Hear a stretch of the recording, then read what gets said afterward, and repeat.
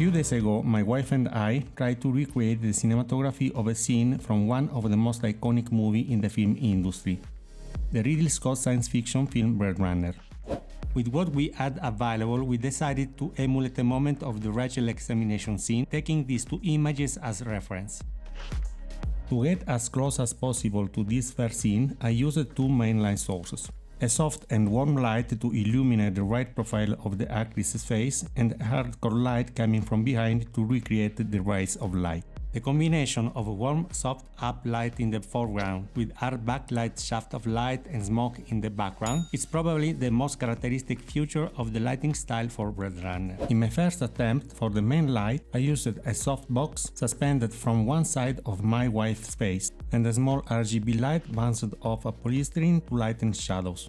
The result wasn't bad, but quite different from the original movie scene, especially for the depth of the shadows. So I decided to use only one main soft light source, a 2-step double diffusion to achieve a soft roll-off from light to shadow and from shadow to deep shadows. I set the book light by bouncing the light coming from a Godox ML60, first from a disc diffuser, and from there at an angle of 45 degrees I pass it through a diffuser sheet.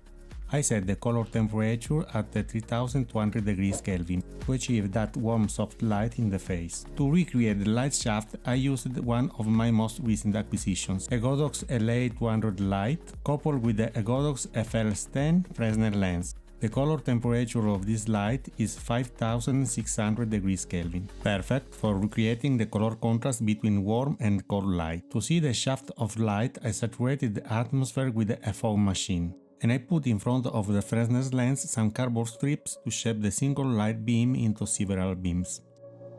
In the original scene, we see some details of the background. To get those details, I bounced the light coming from the Godox LA200 from a reflector disc. Without lights, with the book light to create the shaft of lights, lighting for the background details, fog to shape and visualize the light beams, result after color grading.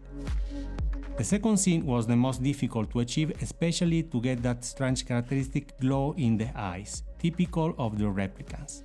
Analyzing the scene, we have a hard light coming from behind, justified by a large window which illuminates the contour of the hand, the outline of the chair and the back of Rachel's face. The front of the face passes from shadows in which it's possible to read some details to a deeper shadow. Finally, Rachel's eyes have a strange and a natural glow. As a rim light, I used a Godox LA200, generating a hard light as in the original scene. To lighten the shadows, I bounced the light coming from a Godox ML60 on the surface of a white sheet. To achieve the glow effect in the eyes, in the original scene they used a two-way mirror placed in front of the lens at 45-degree angle. Then they projected a light into the mirror, so that it would be reflected into the eyes of the subject along the optical axis of the lens. I reached the same result using a teleprompter and the light of a mobile phone. To recreate the window behind Rachel, I used the white polystyrene board illuminated by a RGB tube. And finally, I illuminated the background with the RGB tube at 9000 degrees Kelvin, with a rim light, with a bounced light, lighting the polystyrene board, lighting the background, projecting the glow in the eyes, and color graded.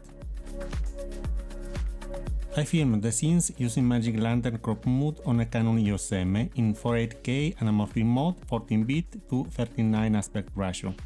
For the first scene I used the 50 Canon FD lens with a Pixco speed booster. And for the close-up I used a Helios 58 with a regular adapter.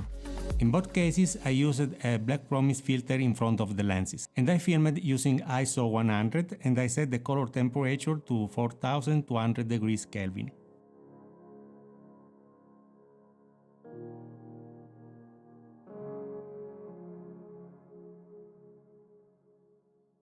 If you like the video, consider subscribing to the channel to help me create more content similar to this one. That's all for now, see you next time.